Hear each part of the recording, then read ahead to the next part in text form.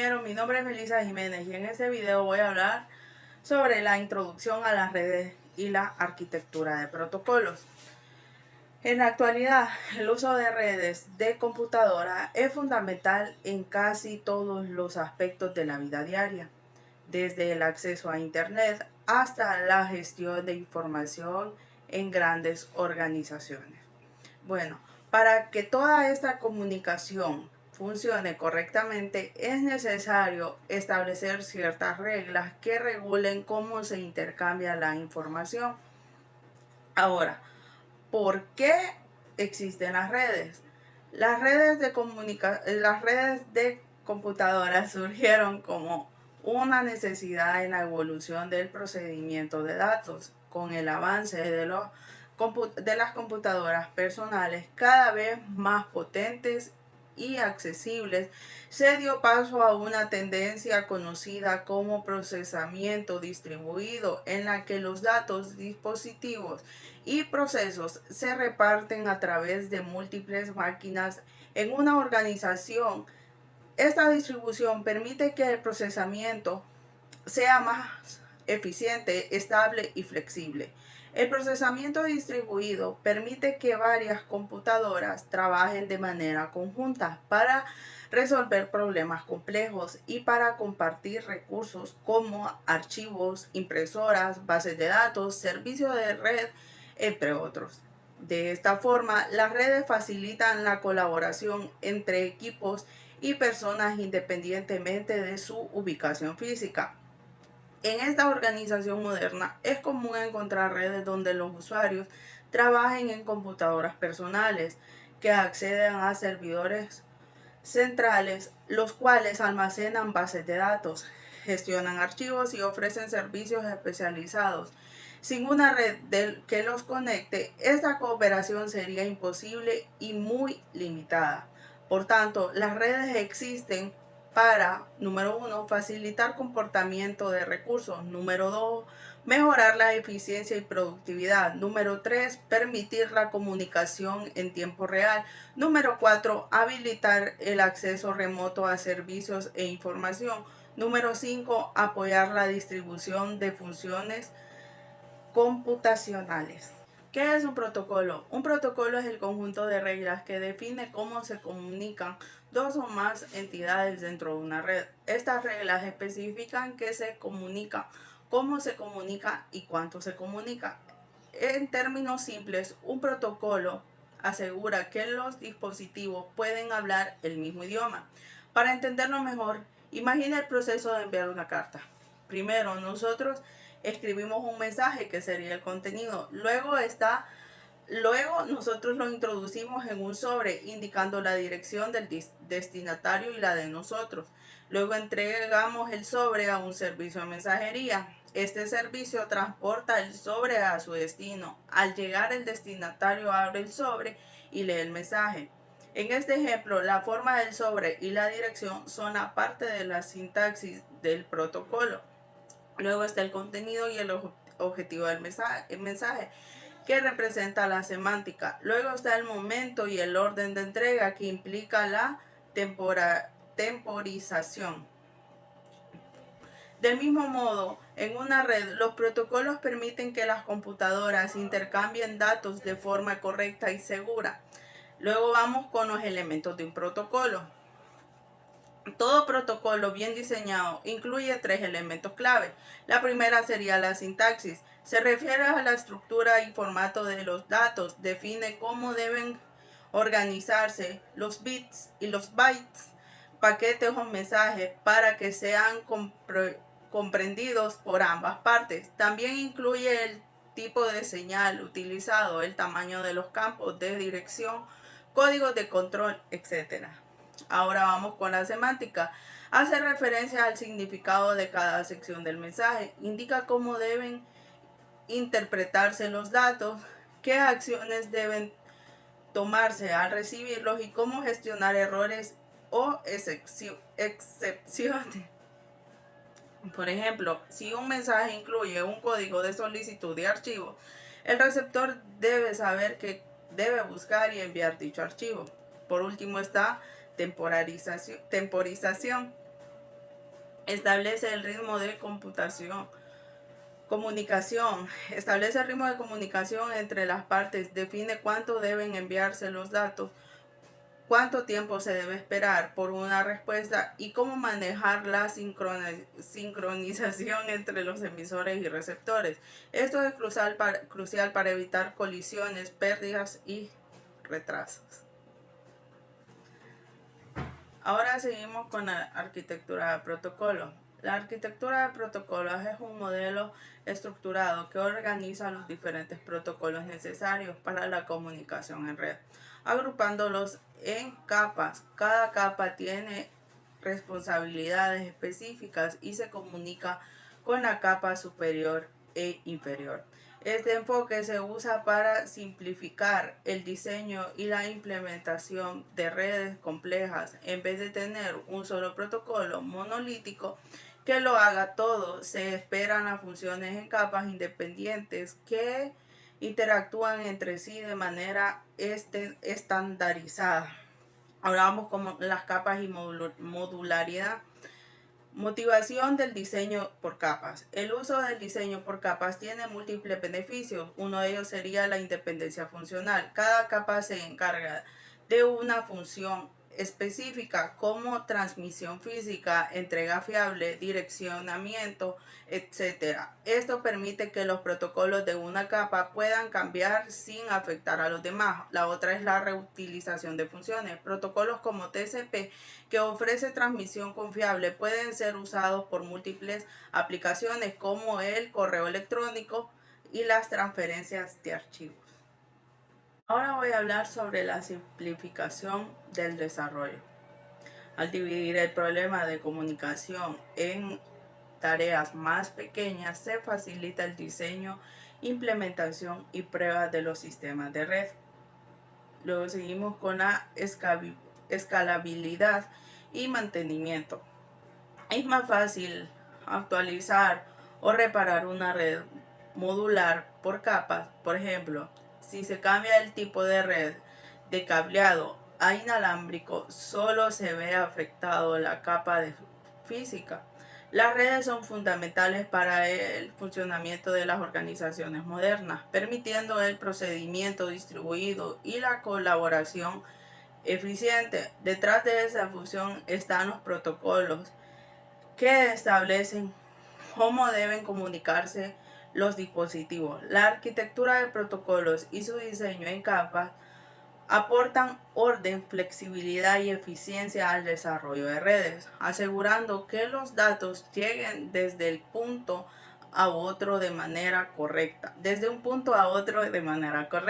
confiable y oportuna. Comprender estos principios es esencial para cualquiera que desee adentrarse en el mundo de las redes de computadoras o los sistemas distribuidos, ya que forman la base de todas las comunicaciones digitales actuales, desde el uso del correo electrónico hasta la navegación por internet. Hola a todos, en esta parte del video vamos a conocer cómo funciona el modelo TCP/IP, ya que esta es la base que hace posible la comunicación a través de internet. Aunque no lo notamos, cada vez que enviamos un mensaje, vemos un video o navegamos una página web, este modelo está trabajando detrás de escena. El modelo TCP/IP fue desarrollado por el Departamento de Defensa de los Estados Unidos en los años 70 y hoy es el estándar que usa todo Internet. Su estructura se basa en capas. Cada capa cumple una función específica y colabora con los demás para que los datos lleguen de forma segura y correcta de un dispositivo a otro. Comencemos desde lo más básico. La transmisión física de los datos. Esto ocurre en lo que se conoce como la capa física. Aquí no hay protocolos complicados, solo señales. Esta capa se encarga de convertir los datos digitales en impulsos electrónicos, ondas de radio o señales ópticas que pueden viajar por cables, fibra óptica o aire. Aunque muchas veces se da por sentado, en esta capa no existiera conexión alguna. Una vez que tenemos los medios físicos, entra en juego la capa de acceso a red. Esta capa organiza los datos en tramas y se asegura de que puedan circular correctamente dentro de una red local. También detecta errores que pueden surgir durante la transmisión y se encarga del direccionamiento físico mediante direcciones MAC. Aquí actúan protocolos como Ethernet, Wi-Fi y también ARP. Aquí traduce direcciones IP en direcciones MAC, permitiendo que los dispositivos se encuentren entre sí en una red. Cuando los datos deben salir de esta red y viajar a través de Internet, pasan a la capa de Internet. Esta capa determina el camino que debe tomar la información. Su tarea principal es el direccionamiento lógico, que se hace mediante direcciones IP. Aquí trabaja el famoso protocolo IP en sus versiones IPv4 o IPv6. También se usan otros protocolos como ICMP, que nos permite saber si un dispositivo está disponible, y GMP, que gestiona los envíos de datos a múltiples destinatarios. Para que los datos tienen un camino, entramos a la capa de transporte. Una de las más importantes, esta capa se encarga de dividir datos en partes más pequeñas y garantizar que todas lleguen a destino sin errores y en el orden correcto. Para esto utiliza dos protocolos principales, TCP y UDP. TCP es ideal cuando la precisión importa, como el enviar correos, archivos o mensajes de texto. Establece una conexión estable antes de transmitir los datos y confirmar que todo llegue correctamente. Por otro lado, UDP es más rápido, pero no garantiza la entrega ni el orden. Es útil en casos donde la velocidad es esencial, como videollamadas, juegos en línea o transmisiones en vivo. Finalmente tenemos la capa aplicación. Esta es la capa más cercana al usuario. Aquí es donde viven protocolos que usamos diario, aunque no lo notemos. Por ejemplo, TTP permite que navegar por la web,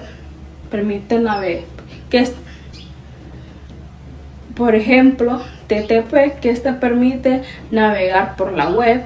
SMTP se encarga de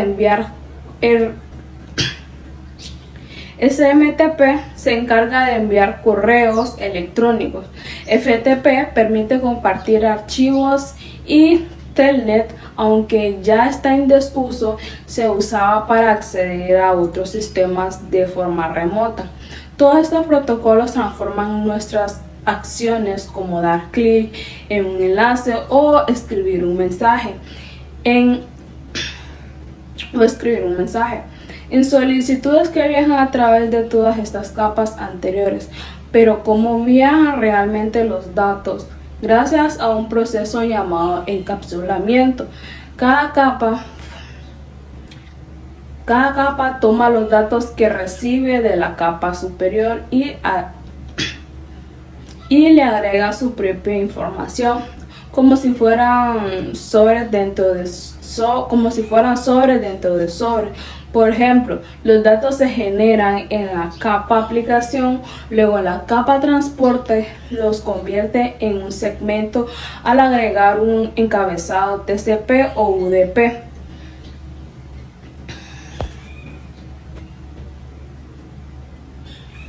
La capa de Internet encapsula ese segmento en un paquete IP.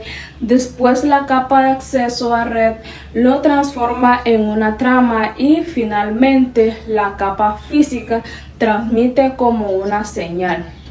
Cuando los datos llegan a su destino, este proceso se deshace en orden inverso. Cada capa retira su encabezado y pasa la información a la capa superior. hasta que finalmente llega la aplicación del usuario receptor. Hasta el usuario receptor. Este sistema hace que redes y dispositivos muy diferentes entre sí puedan comunicarse sin problemas. Gracias a esta estandarización, gracias a esta estandarización, Internet es rápido, confiable, flexible y funciona.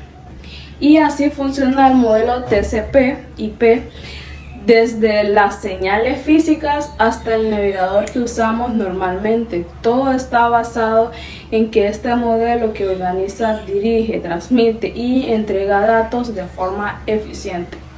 Buen día compañeros, buen día maestros. El día de hoy voy a hablar sobre algo que es fundamental en las redes informáticas, lo que vendría siendo las direcciones IP, los puertos y la migración hacia el nuevo protocolo IPv6. Para empezar hablando sobre las direcciones IP, es una dirección o que vendría siendo una dirección IP, se podría decir que es el identificador único que tiene el dispositivo conectado a una red. Tal es como si fuera una dirección postal. Existen dos versiones principales de las IP, lo que vendría siendo IPv4 y la IPv6. La IPv4 creo que vendría siendo la más común que nosotros conocemos o que nosotros la vemos, pero no tan explícita, que es la dirección típica que encontramos en redes domésticas, como la que podemos ver en pantalla actualmente. Estas direcciones o la podemos ver más explícitamente cuando creamos una página en HTML y la abrimos en Live Server para ver cómo está funcionando. Ahí podemos ver la dirección IP. La dirección IP para conectarse a Google ocupa un DNS, que también es otro ejemplo de dirección.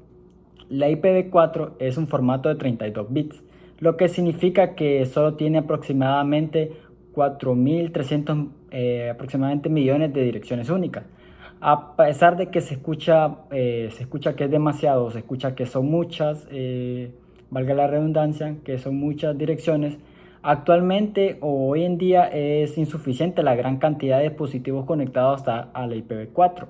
Lo que por eso se crea esta nueva IPv6, una versión más avanzada con una dirección de 128 bits.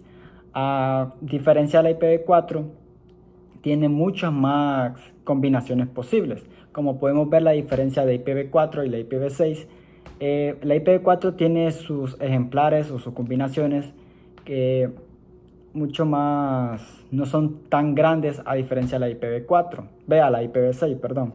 La IPv6, si podemos ver, son números mucho más grandes, que esto viene siendo en números hexadecimales. Ahora bien, estamos viendo que la dirección IPv6 permite que tengan, o la diferencia de la IPv6, que contenga su propia IP única, sin necesidad de compartir o usar una técnica como el NAT, que es traducción de dirección a red, muy común en IPv4. En IPv6 o IPv4 lo que podemos ver es que si uno usa una IP, en el caso como les vine diciendo de un HTML, al nosotros usar ese tipo de IP, nosotros a volver a crear una nueva dirección, si podemos ver, no es la misma IP que tuvimos anteriormente. A diferencia de la IPv6, nosotros tenemos una propia IP por la cantidad de bits que trae esta IP. Podemos crear nuestra propia IP y hacerla pública sin necesidad de tener que compartirla o que hayan tropiezos en el camino. Ahora bien, hablemos sobre los puertos. Los puertos, valga la redundancia, es como una puerta dentro de una dirección IP que permite que los datos se dirijan correctamente dentro del dispositivo. En caso de los puertos hay distintos tipos de puertos para distintos tipos de conexiones. Está el puerto 80, el puerto 80, el puerto 443 y el puerto 25. El puerto o el primer puerto que les mencioné es el puerto que normalmente conocemos o normalmente usamos, que es el protocolo para páginas web, que es el HTTP. Tenemos el puerto 443. Es el mismo protocolo para un HTTP, pero es para una red segura o para página segura. Y el puerto 25 se usa para enviar mensajes de correos electrónicos por medio de un SMTP. Cuando nosotros creamos una página o creamos una combinación de dirección IP y un puerto, los combinamos, esto se llama socket. Bueno, y como bien vemos, la IPv4 ha sido imprescindible durante este tiempo hasta la actualidad, porque ha sido quien nos ha brindado nuestras IP, pero hoy en día la migración hacia la IPv6 se ha vuelto imprescindible. El agotamiento de las direcciones de la IPv4 es una realidad. Esta IP, como bien vemos hoy en día, la tecnología como el Internet de las Cosas, que hasta electrodomésticos hoy en día cuentan con una IP. Esto cuentan con una IP y crean su propia IP. Se necesita un sistema más amplio. Además, el IPv6 tiene una transmisión mucho más rápida, mucho más segura, y sus cabeceras simplifican fácilmente el manejo de paquetes y funciones integradas como la autenticidad, la encriptación y datos forestales de seguridad. Por ejemplo, mientras una cabecera de IPv4 tiene campos como checksums y opciones, una IPv6 es más directa, reduciendo el trabajo de routers y mejoramiento de rendimiento general. En resumen, la IPv6 no dice dónde está un dispositivo. Los puertos de ampliación están escuchando. Y para ir resumiendo, la dirección IP no dice dónde está el dispositivo. Los puertos de aplicación están escuchando.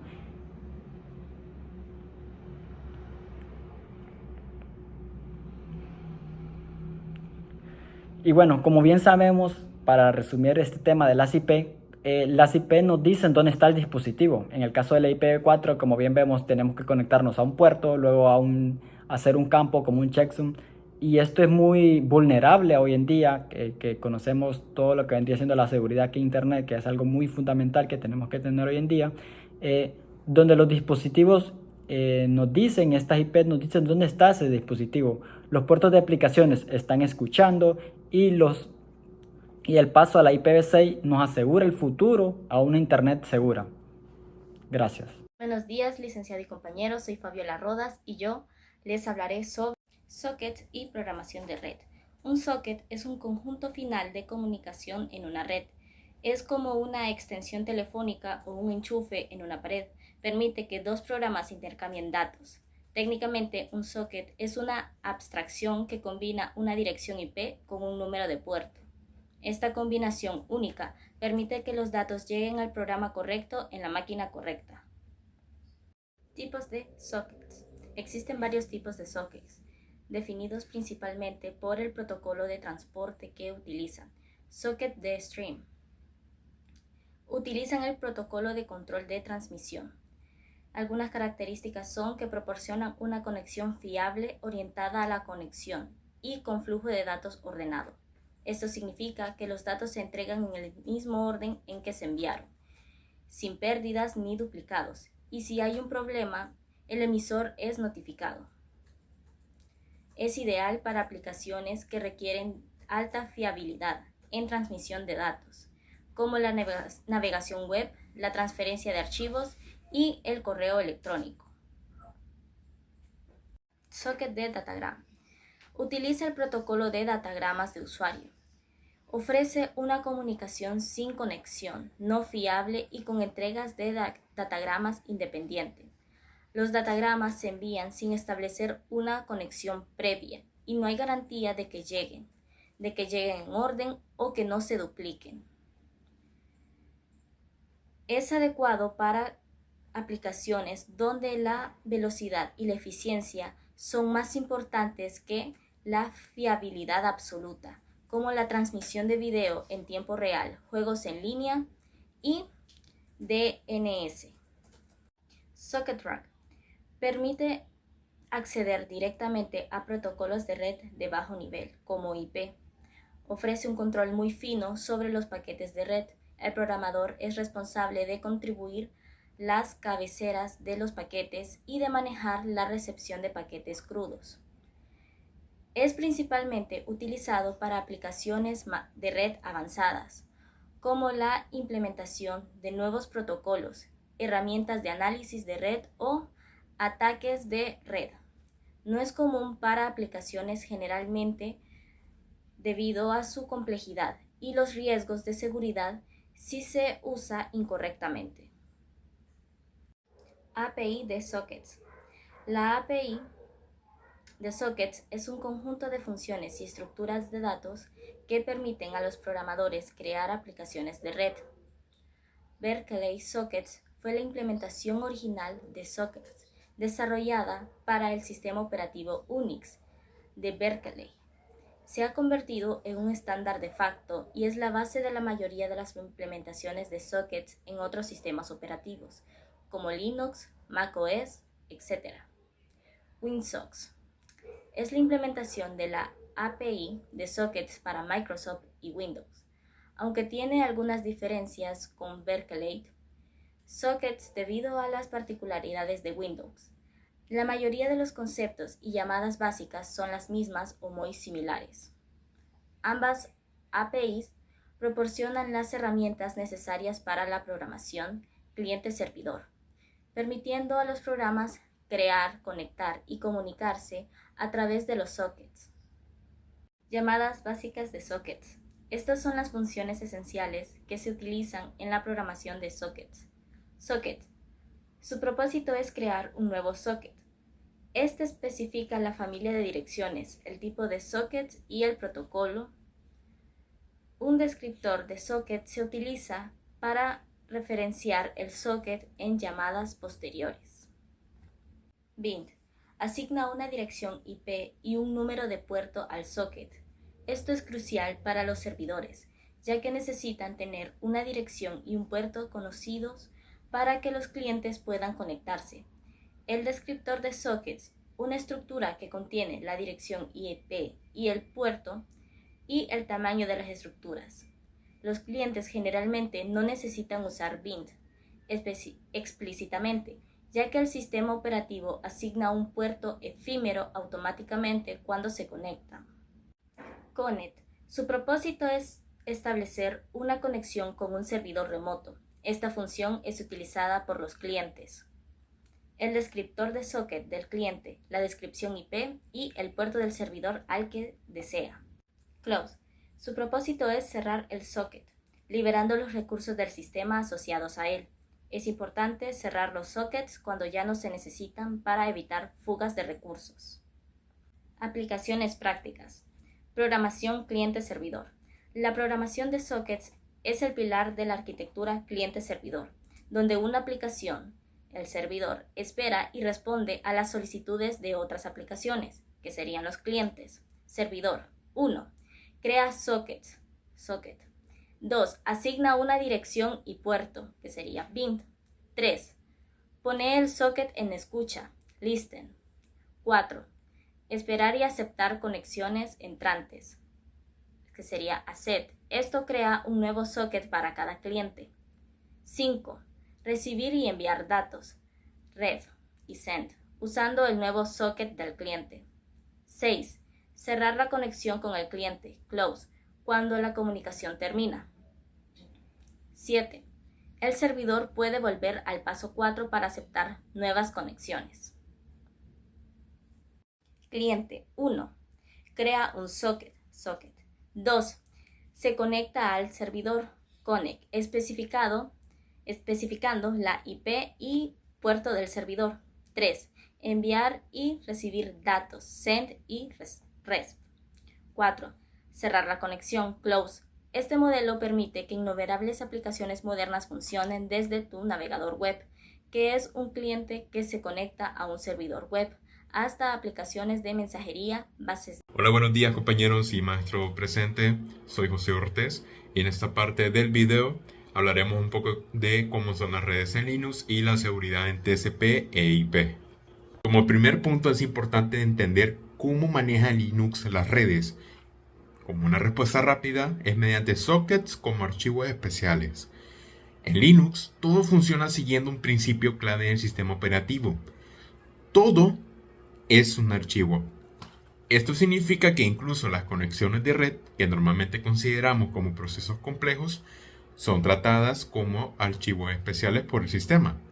Los sockets en sí, que son los puntos finales de comunicación entre dos dispositivos o aplicaciones, se representan en Linux como archivos dentro del sistema. Por ejemplo, Cuando un programa necesita conectarse a Internet o a otra máquina, crea un socket, que luego el kernel maneja como si fuera un archivo que se puede escribir, leer o abrir. Esto simplifica mucho la administración de redes en Linux. Además, comandos como netstat y ss o incluso, explorando el directorio de proc, permiten visualizar estos sockets abiertos, facilitando el monitoreo y la gestión de conexiones activas. En Linux se utiliza lo que es el diagrama de flujo de envío y recepción por el kernel de Linux. Es decir, cuando una aplicación de Linux envía datos a través de la red, estos datos pasan por varias capas internas que forman parte del kernel. Primero, lo que hace es que los datos salen de la aplicación y pasan a la capa de transporte, donde el protocolo TCP o UDP se encarga de dividirlos en segmentos. Luego pasan a la capa de red, donde se agregan las direcciones IP para que los datos sepan a dónde ir. Más abajo, en la capa de enlace de datos, se añade la dirección MAC del dispositivo de destino y se envía todo a través de la tarjeta de red. Al recibir los datos, el proceso es inverso.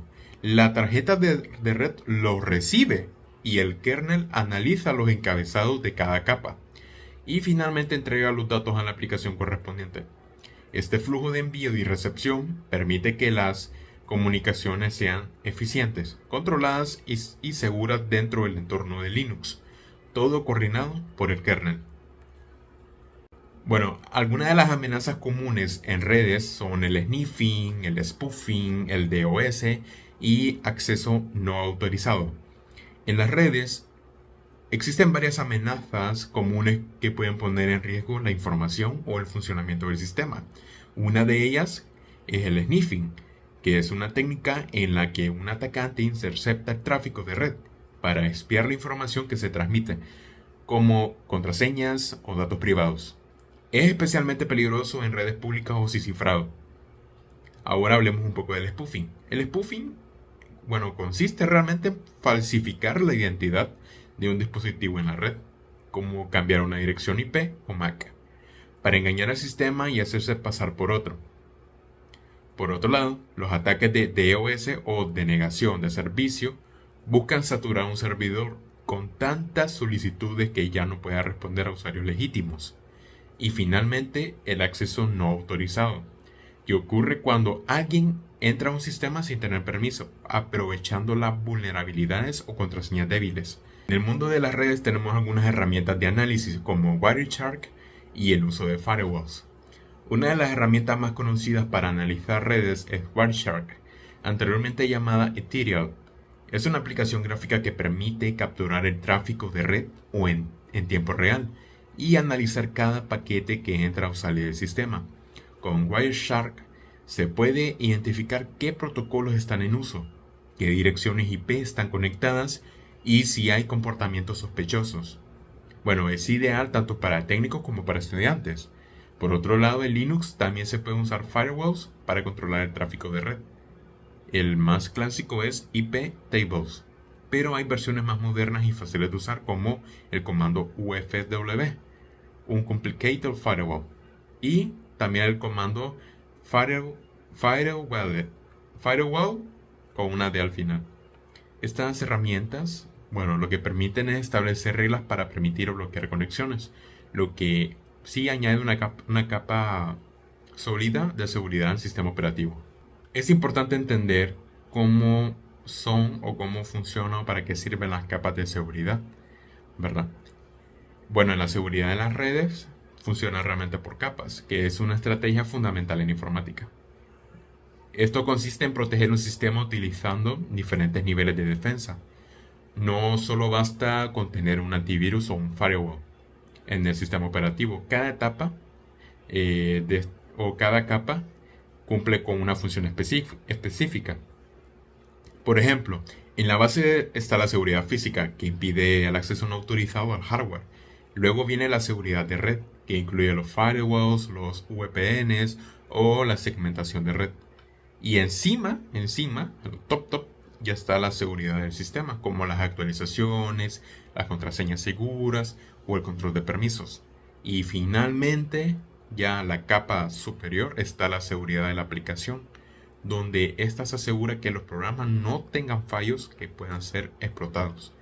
Esta estructura en capas permite que si una barrera falla, las otras sigan protegiendo el sistema, dificultando los ataques y aumentando la resiliencia frente a amenazas.